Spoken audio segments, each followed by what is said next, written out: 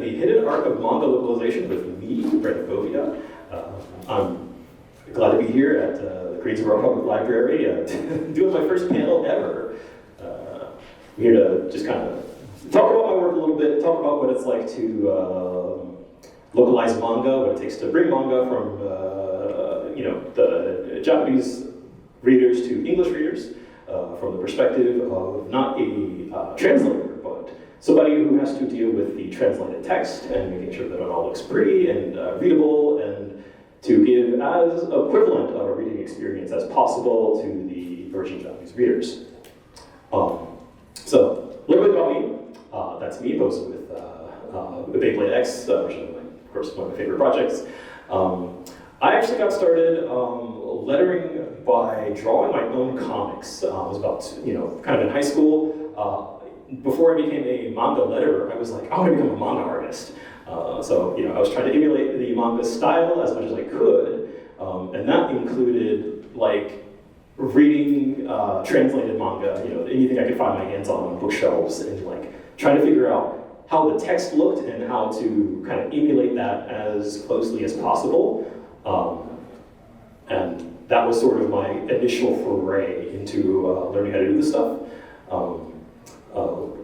I learned Adobe InDesign, which is one of the major software we use to letter manga. I learned it in college for, this is maybe like a 6-week project. I got like a C- on that InDesign project. So I never thought that all these years later I would be using it as my daily driver, so to speak. So, and then of course, I dropped out of college, and then kind of almost immediately after, I got my first gig lettering manga in a professional fashion in March of 2017. I'll go over a little bit of that stuff later. I have worked with most major manga publishers in North America at this point. You might have heard of, Viz Media and their Shonen Jump line. Shonen Jump's probably the biggest one. I've worked with Yin Press, Square Enix Books, Kodansha Comics, J Novel Club, just about everybody. There's more and more English manga publishers cropping up every day, it seems. So a lot of the new ones I haven't worked with, but I get requests for work and stuff like that all the time. But of course, since I've been working in manga for over 8 years at this point, I've got over 200 books lettered and just kind of out there in the world. I haven't done a recount since. It might be closer to 300, but probably not. Probably not over. So I'm going to stick to 200 as kind of like my, that's a big number, estimate. And of course, I am technically award nominated. The Eisner Award is the sort of big comics industry, prestigious award. And even they treat manga stuff as kind of like a side thing. They're much more focused on American comics and stuff like that. But 2 of the manga that I worked on, Kaiju number 8 and X-Men the Manga Remastered, have been nominated for awards, so that's pretty cool. So I want to talk about what even is a letterer at this point, because I'm sure a lot of people have no idea what it is. Largely, I'm the person who makes all the text look good. So, like I said earlier, I get translated text and I copy and paste it into the art. Usually, I pick fonts, if there is sort of a font, this is the dialogue font, this is sort of if somebody's thinking, maybe the font's italicized, maybe they want a big bold font, maybe they want something curly or goofy looking. Often, not always, often those decisions are kind of down to me personally. Of course, a lot of it, since I am a freelancer working with various publishers who all have their different kinds of style guides and stuff, it is, the style guide is king at the end of the day. So, for some publishers, they are you use one font for this and one font for that, and so on and so forth. So the amount of control I have really, really depends on the book. And I think the more translated manga you read, you kind of get a sense for what the individual publisher styles are like. And you can kind of see how much brandability is in this manga versus this manga. How many choices are being made by me versus being made by just kind of the, the individual letter kind of idiosyncrasies coming through. Of course, course, I make sure the text is readable and appealing. I'll have examples of that as well. You want to make sure that all of the text is like centered. You want to make sure that none of the text is like, going outside of the word balloons or anything like that. You wouldn't believe how common that is actually for people just getting started with lettering, or people who don't know what good lettering looks like. It's like, yeah, you do have to keep the text in the balloons. That's kind of the whole point. And then, of course, anything in Japanese originally, like signs or phones or T-shirts. Again, how much of that gets localized is often not down to me. It is often kind of like, some publishers, and maybe even kind of down to individual series or individual editors, will prefer, like, hey, this and this could be like a subtitle, so you don't have to change it outright. But for some things, if it's like kind of important to the story, they'll usually want those like translated. And then of course, like I've worked on stuff where the publishers are like, yeah, even the little like, if there's like a shot of like a school festival or a town and there's all this little itty bitty Japanese text, like some of them will want that translated even if it has no real bearing on, like the reader's understanding of the story, so it all just kind of depends. But the important thing is that I'm able to do it when need be. And then of course, I also do like page layout for print and digital.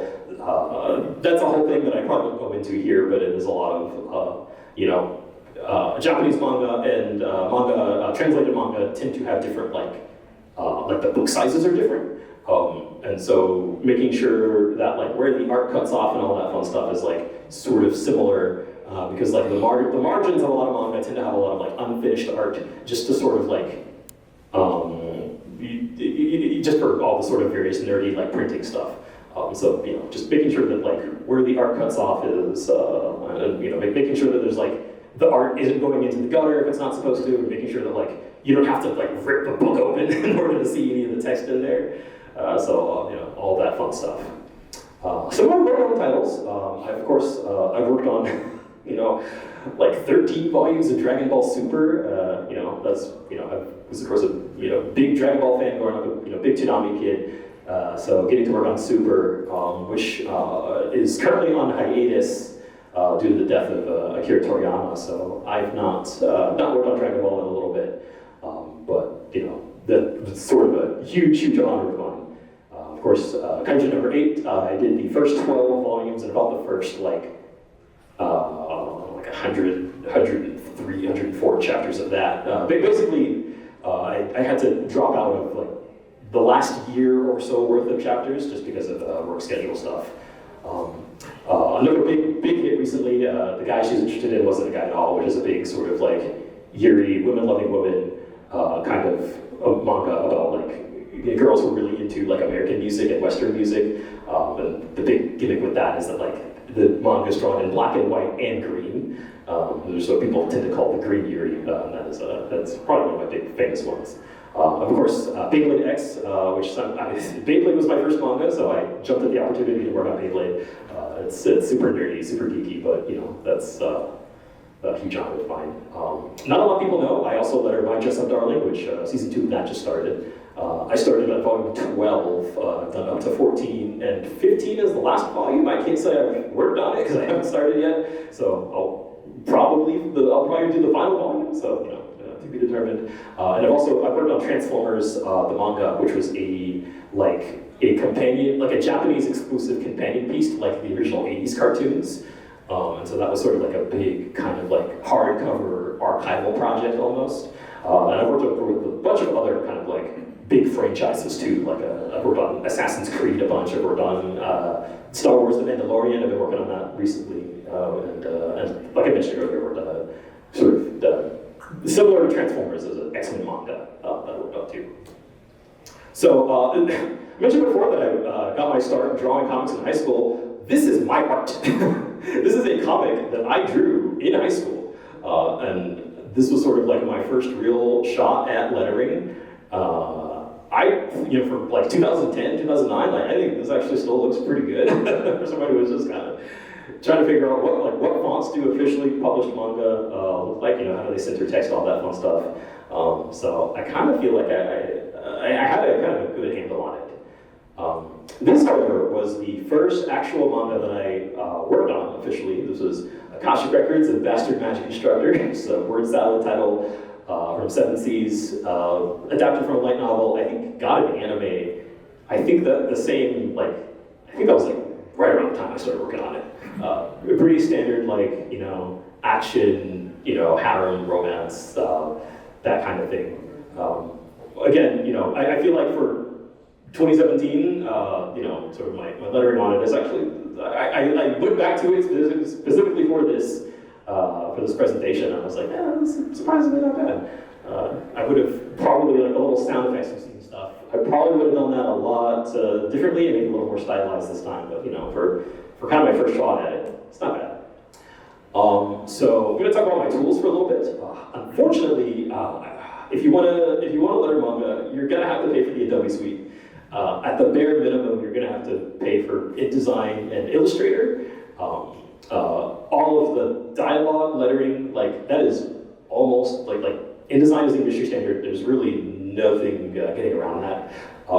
We don't tend to work in Illustrator a whole lot, but a lot of the files that we get from Japan are Illustrator files, which is kind of why I listed here. Is like a thing that you kind of have to have just to be able to open the files, just so that you can kind of convert them or do whatever with you will.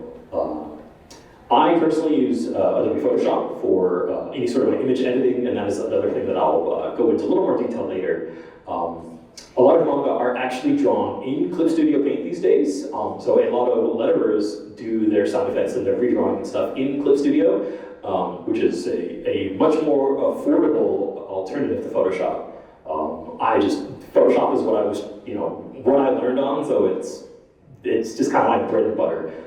I do use Clip Studio here and there for, you know, for certain effects or certain things that I might need, but, you know, if you don't want to pay for Photoshop, you know, Clip Studio is more than enough. And of course, you know, you tend to need a fairly powerful PC or Mac because the files that we receive from Japan are extremely high resolution, which thankfully makes them, you know, easy to work with. You know, we're not working with like a compressed like JPEG or something like that. And so any sort of like, you know, any sort of edits or changes that we need to make, you have a lot of pixels and a lot of wiggle room to work with, thankfully. And of course, if you're going to redraw things, you'll want, you know, a drawing tablet. This is my setup here at home. It's changed a lot over the years, but I've got this big Wacom Cintiq tablet that I use as my main monitor for both lettering and for redrawing. I recently installed a second keyboard. I kind of mounted it to the top of it so that, you know, where the keyboard normally is usually blocked when I'm like redrawing stuff. So you don't need to set up this fancy, but, you know, after 8 years, you know, you can. I decided to reinvest. You know, I reinvest quite often. I love gadgets and technology and stuff like that. You know, you could also just as easily, you know, work off of like a Surface tablet or a MacBook or, you know, anything relatively modern, as long as it's got, you know, a powerful processor and a lot of RAM, like, and a lot of storage, because manga files can add up a lot over time. But yeah, I think this job is for people who are at least a little bit like technically savvy or can, you know, work their way around the PC. So I'm going to talk about dialogue for a bit. Font choices are very important when it comes to comics. I like to think that your font choice is kind of like your window into the world of the comic. So, you know, despite comic being in the title, Comic Sans is not comic book font. And neither is Times New Roman, unless you're lettering a newspaper. You wouldn't want anything like that. So we have fonts that are specifically designed for comics. Because of course in the 20th century, before computers became a thing, comics were mostly lettered by hand, and it sort of became tradition that most comics would be lettered in all caps, because the letter forms in all caps are easier to read at kind of smaller sizes and in tighter spaces. That is a lot more of a guideline and not a hard rule at this point, but there are certain things to look out for. So lettering in like mixed case can make a lot of unnecessary work. So most comics and most manga by association tend to be lettered in all caps. And so we tend to, both in Western comics and in manga, we tend to letter our text boxes like around the shape of the word balloon. And because Japanese reads vertically, top to bottom, right to left, manga balloons tend to be taller than they are wide, which can be very tricky for English, which if you read like a Western comic, most of our word balloons are either like circular or they're like ovular, they're wider than they are tall. So dealing with like manga, or dealing with comic fonts designed for Western comics, where width isn't as much of an issue. It can create for a lot of fitting issues, but for the most part, it's kind of in my example here. Generally, what I tend to do when I'm formatting my text is that like I try to find the middle tends to be kind of the widest, and then it gets thinner and thinner as it goes along. So sort of in the second example here, you don't want to make sure that like your text makes weird kind of hourglass shapes because it's just it reads a little more clumsily. And of course, because in manga, the word balloons are always hand-drawn by the original manga artist. It's very difficult to kind of like reshape them, that is very rare. So we're mostly kind of dealing with what we got. So if a manga has like really small word balloons, you kind of have to do your best. You might have to commit a few lettering crimes to get the text to fit. But it is our job to solve problems like that. So here are a couple examples of my dialogue lettering, the left example being from Kaijin of Raid, of course. The right example is from a manga I did for Kodansha Manga called Sachi's Monster's Appetite. And you can see the word balloons have all of these different kinds of shapes.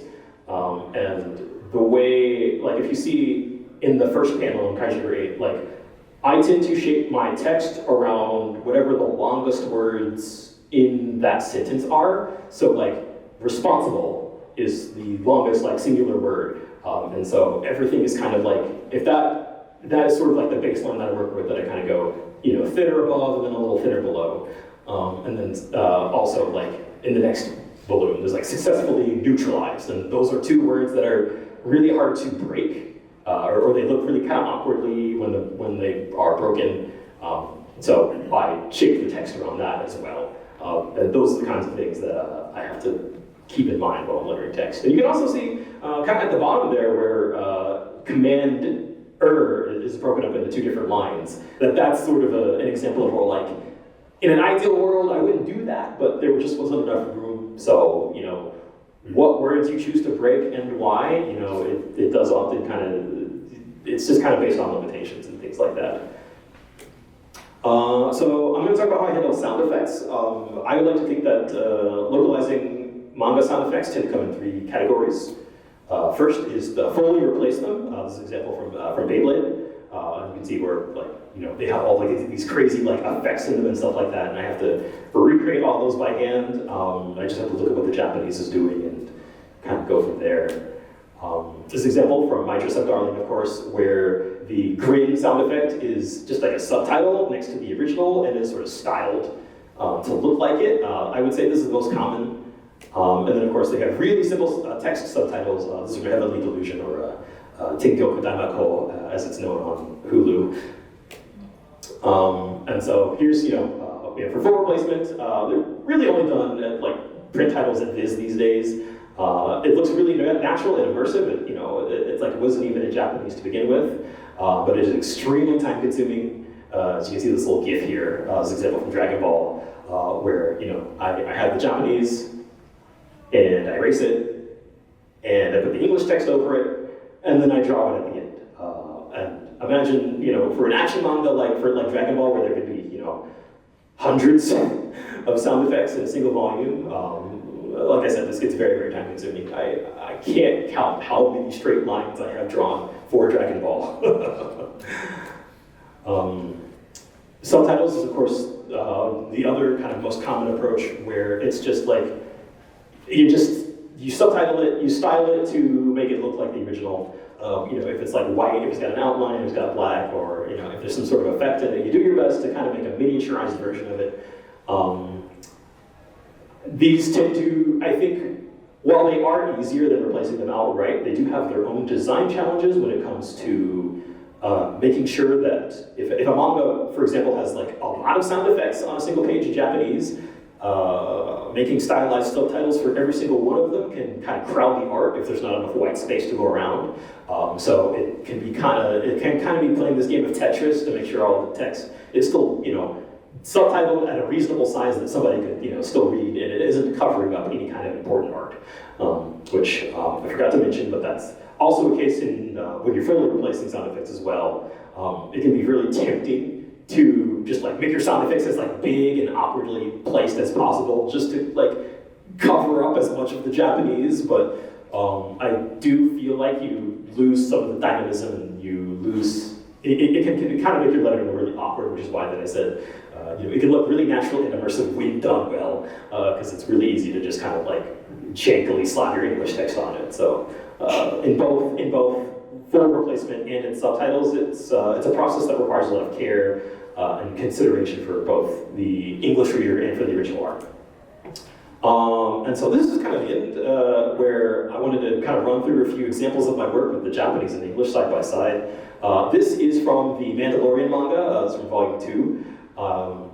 As you can see here, I have, went through painstaking effort, like the little like shunk sound effect, how there's this little like, almost like blood splatter effects inside of it. Those are in Japanese as well, and of course I have to, make sure that they are, as close as possible. The bane of my existence, personally, whatever manga it ever shows up in, is kind of like transparent or translucent sound effects, where you can still kind of see the art underneath it, and it's kind of like a filter. For these, basically, I have to start from scratch. Whenever I run into one of these, I'm like, I have to trace over the parts of the art that are still visible in Japanese, because of course, the parts of art that will be visible in Japanese and English, they're not going to line up, they're not going to be the same. So like, I basically have to treat it as if the art was all visible to begin with, and work my way from there. So those are probably like the singular most time-consuming kind of sound effects to make. They're very, very hard, and they're all over the Mandalorian manga. So whenever you see these in a manga you're reading, just thank your letter. This is an example from Higurashi Go, which is the manga I worked on. This is a little gory, so I censored out the face a little bit. This is an example, of course, the Japanese text is hard baked into the art. So I had to painstakingly erase and reconstruct all of the Japanese text and kind of make an English equivalent. I had to make sure that it was all like faded out at around the same parts of the art, so that you could still see kind of the faces, and you can, so that it still kind of looks natural. This one was also like I think I remember the editors for this one were like, they were like, holy crap, Brandon. Not a lot of compliments from editorial usually, but this one they were really, really impressed by. And I'm still satisfied with the result, despite the fact that it's very, very hard. This is an example from Transformers, of course, Optimus Prime here. One thing I want to talk about is that while sound effects do almost always come flat, dialogue text, thankfully, for like anything published after like 2010, normally we don't have to worry about erasing dialogue anymore, which is just another pain in the butt. But if you're working on a classic manga, like I said earlier, the Transformers, this manga ran concurrently to the Japanese airing of the original cartoon. So this is straight up from like 86 or something like that. All of this sort of like narration text talking about the Transformers and the Autobots and whatever. I just kind of had to go in kind of line by line, pixel by pixel, and clean it up. I think the final result looks quite convincing, but again, I feel like a little bit of a broken record, but it's all really time-consuming stuff. And this is just kind of a fun one from, oh my goodness, what was this manga called? Who Says Warriors Can't Be Babes, I think it's called. It's kind of a riff on Dragon Quest. And so here's just kind of another example where obake, which is a Japanese word for ghosts, was kind of written out in Japanese, and I had to make an English equivalent version. I didn't bring it along, but I actually recorded myself making this one, and I sent that to my editors, and that one ended up actually getting posted on Seven Seas' like social media accounts, which I thought was pretty cool. That's it. Meant to put any questions at the at this last panel here, but I don't know how we're doing on time. But if anyone wanted to talk to me about my work and my process, please, by all means. What was your setup again? Oh, my setup. Yeah, go back to that real quick. Is it like a tablet? Yeah. So it's a tablet hooked up to like I love building computers, so I custom built my own rig. Again, you don't even do that. That's something that I just kind of chose to do. And as it turns out, it doesn't really matter how much money you spend on your computer. Adobe software will still run like so. At the end of the day, a laptop, MacBook, like whatever it is, to get the job done. I would like to think I'm probably one of the more like hardcore people when it comes to letterverse. I think most people are perfectly fine working on like laptops and stuff, but been doing this for a long time. I think I still, when I started, I was still on a custom built PC, but of course I just kind of upgraded the parts a whole bunch over the years. Of course, that also means if something breaks, that is my responsibility, and I have definitely run into situations where like, oh god, my PC's breaking and I've got like 10 deadlines. So that is not fun. So not for the faint of heart, just buy a laptop. Do you use just a mouse or like a style pen for it? Yeah, I use a stylus pen. Like this screen is built for like pen input basically. So it's basically as natural as drawing. This is the kind of thing that you would see in like an animation studio, basically. Is there like a special type of style pen, like a more fine tip? They come with like different nibs and stuff, but for the most part, it's like they're built for whatever pen they come with for the most part. Yeah, I have mine customized like a little bit, but yeah, there's not much you can do there on that front. But I also like I've heard of people working just off of like iPads and stuff too, where you got like the Apple Pencil. So as long as you can do the job, kind of how you do it is kind of up to you, which I feel like is kind of the pervasive thing about freelance lettering work. Thank you. Yes, I have a question about lettering because I've noticed, like, especially since I've been reading manga for a long time, that I've seen everything where they just leave like the sound effects as is, or they put like little scrunch down words like kaboom or whatever the specific like screech is, and versus you like completely replacing it. Is there variations in just like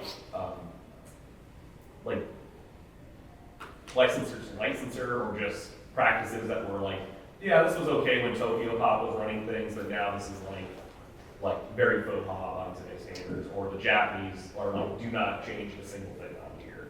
Yeah, I would say it's mostly down to publisher preference. Like I said, Viz Media is basically the only manga publisher that like still chooses to replace sound effects, which of course, I guess I forgot to mention, like that was way more common in like the 80s and 90s. Like that was just sort of what you did, and of course, back then they flipped them to read left to right because dumb Americans would never know how to read a book backwards. And so it really wasn't until Tokyo Pop in like the early 2000s where, big surprise, as a cost-cutting measure, a lot of those, they just wouldn't do sound effects at all. Like they wouldn't translate them, they wouldn't subtitle them, they would just leave them raw. They were like, you can't read it, good luck. There are examples, however, like there are some Viz titles that actually do leave the original Japanese sound effects for print. JoJo's probably the big one.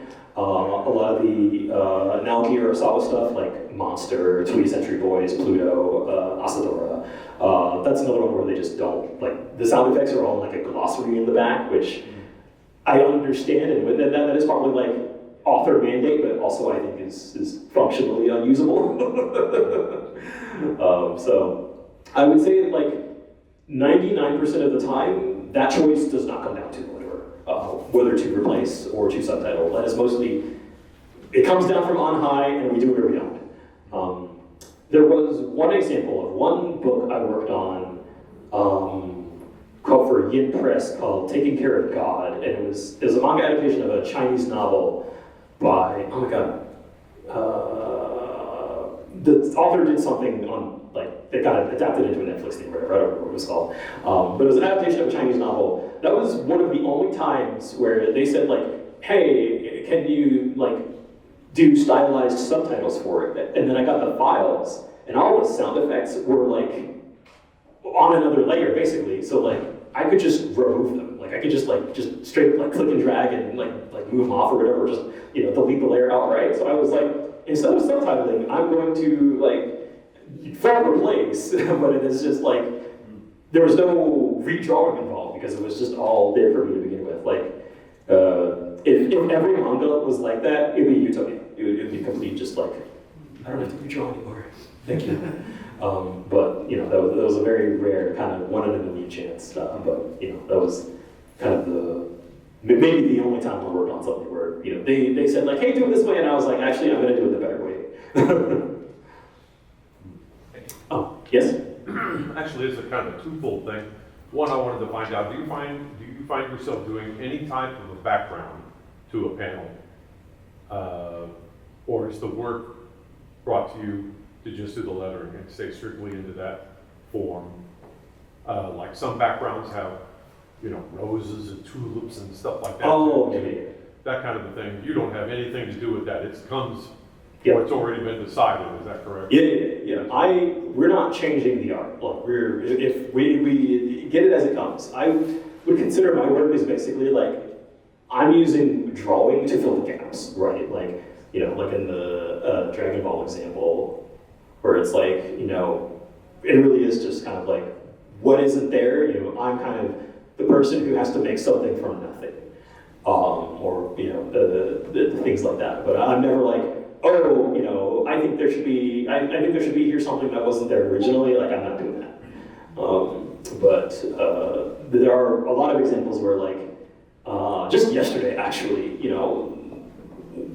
when you're redrawing stuff, you kind of end up having to draw a lot of just kind of the weirdest stuff, right? Like I was working on Beyblade the other day.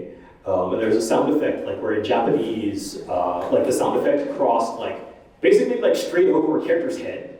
And so, but when I placed my English sound effects, I couldn't really get the placement to make sense there without covering up a whole bunch of other stuff. So it was like, okay, I'm just gonna redraw this character's ear. I'm going to redraw like the right third of their head. So you get a lot of examples like that, where if something was covered in Japanese that's not covered in English, I've done I don't know anything and everything at this point. I've redrawn whole parts of cars. A lot of the battles in Kaiju take place in cities, so there's lots of street poles and stuff like that. I've redrawn significant parts of some characters' underwear. Really just whatever the job kind of throws at you. And well, the second thing was about sound effects. Do you find you're never really doing any type of metaphor imprints on their foreheads of anger or something like that, or halos or anything like that? It's just strictly lettering and what they're trying to convey, and just through the lettering. Yeah. Those sorts of things are all definitely just handled by the original art. Again, I think there have been examples where I can't think of anything off the top of my head, but there have definitely been examples where I've something like that was in the original, and I've had to kind of reconstruct parts of it just to make sure that it looked whole originally. I would consider lettering and retouch and stuff. It is much more about reconstructing than kind of just making stuff up. First. I'm just kind of curious, how many jobs do you have at one time? How many different comics will you be working on? I think the average is probably about 3 or 4 in a single. I'd say about 3 or 4 at a time. Last year, I worked myself silly, and there were some months where I was doing 7, 8, 9 books a month. Don't do that. That's bad. that drove me insane, and I got a lot of physical and emotional issues I'm still dealing with from that. So kind of, I think 3 to 4 a month is kind of my sweet spot. And I would say, it kind of, as you'd imagine, fully replacing sound effects takes like infinitely more time than subtitling. But I think on average, especially with subtitles, like about a book a week, I think is my sort of like my healthy pace. And maybe if I'm fully replacing, that probably takes about 2 or 3. So, you know.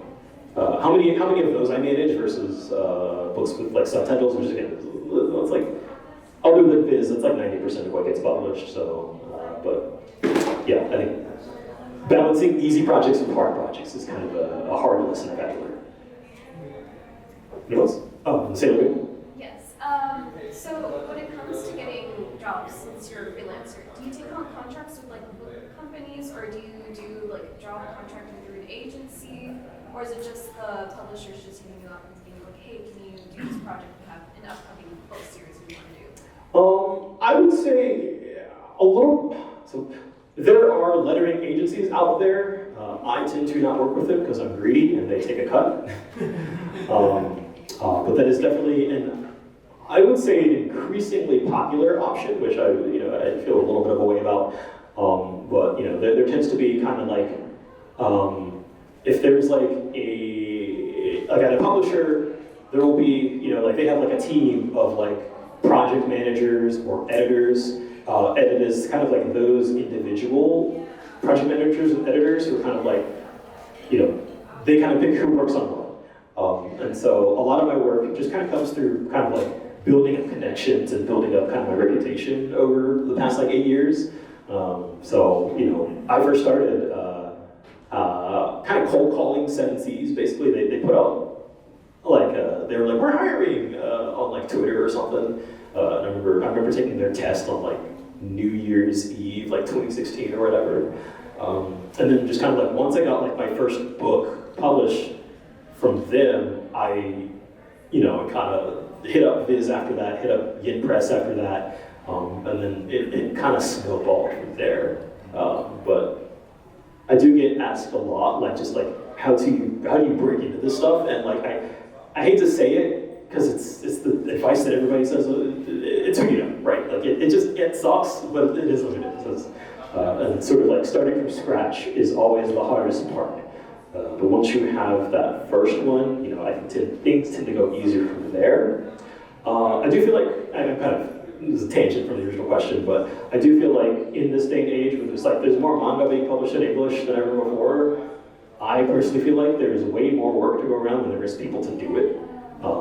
Not all that work is necessarily good work or high-paying work, but hopefully, I've seen people kind of grow their lettering careers, kind of starting off doing like really cheap, like $1 a page, $2 a page, that kind of thing. I'm not going to reveal how much I get paid, but that's very low. I've done a couple of those $1 a page books. It was said that you can do the math. If I said that lettering a manga can take me like a week, making less than $200 on that is not great. So the ideal is that I would hope that people don't take that low-paying work to begin with, but if at least you can use it kind of to build out your portfolio. Yes? Yeah. Kind of little side to the recurring question you get all the time. Because lettering is such a specialized skill, I'm just wondering, how do you show to a publisher, like, look, I can letter? Because unlike an artist or a writer, it's a bit more easier to understand this to a layperson that complimentary show, right? Like the typical Western comic thing.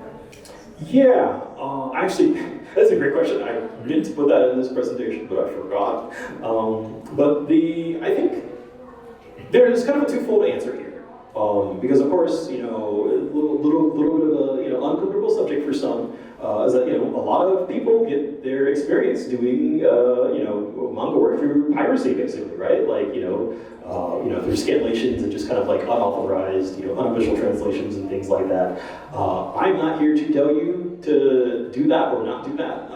I will say if you admit that you do it, that is a good way to not get hired. But you know, as a way to get experience, it's hard to ignore that as one facet. I personally think, like, the big thing for lettering manga for me is like, can you follow instructions? Do you have like general like design kind of taste? And do you know how the software works? And I feel like if you kind of have like two of those three things, you're probably all right, right? A lot of lettering manga is just kind of following instructions. It's kind of just memorizing the style guides, and the more experience you have, the more you kind of get what it takes to make like a good looking manga. But I think you can prove to publishers that you have like the design, like graphic design experience in other fields. Like if you can draw, if you can, you know, like make like page layouts or posters, like really just anything. I feel like if you have some sort of design experience, if you have some kind of client work experience, the rest you can kind of just figure it out as you go. And I think I did not know how to use Adobe InDesign when I first started lettering manga, which is really not something you should. I kind of fumbled my way through that one, but you know, I think the more like Adobe Suite, you know, the more kind of Clip Studio, you know, really like as much as I hate it, like InDesign is the one thing that like you just kind of can't avoid. So the more you know how to use that, I think the better off you'll be. But I totally think you can make a portfolio that has nothing to do with manga. Like I really do believe that. Oh yes. How difficult is it to translate stories? The slang. So I'm not by trade, I'm not a translator. I receive translated text, so it's not normally something that I have to deal with. But you know, I do kind of translate for fun. Like I'm intermediate in Japanese, so I can answer your question anyway. I think it's kind of, and I've worked on working up close with manga is actually really interesting because while I work with the translated text, you know, there's sort of a back and forth step with editors and proofreaders and stuff like that. So I get to see the translations kind of evolve as the kind of back and forth process goes along, because the translations that I receive are usually like the first draft or the second draft, basically. So I've seen things like slang kind of get pushed and pulled in different directions, and unfortunately the answer is it depends.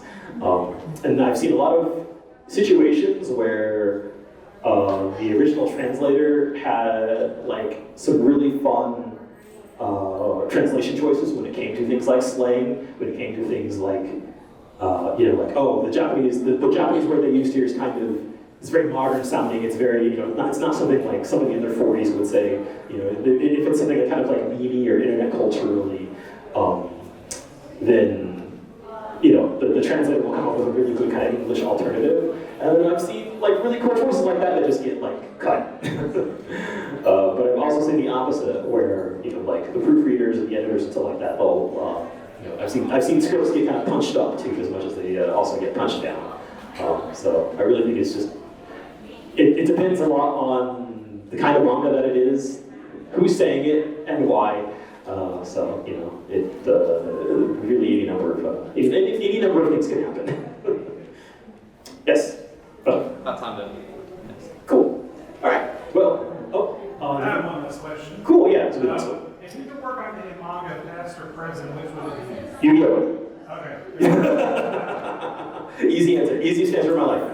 Yu-Gi-Oh is one of my favorite manga of all time. Also, of course, One Piece has a fantastic localization, but if there's ever like a One Piece spin-off, I'd love to work on One Piece. I need one more piece. Exactly. Well, I guess that was it. Thank you all for coming to this panel. This is awesome. Thank you. Yeah, it's my first ever panel, so thank you all for coming, and I hope you have a great rest of your con. Thank you.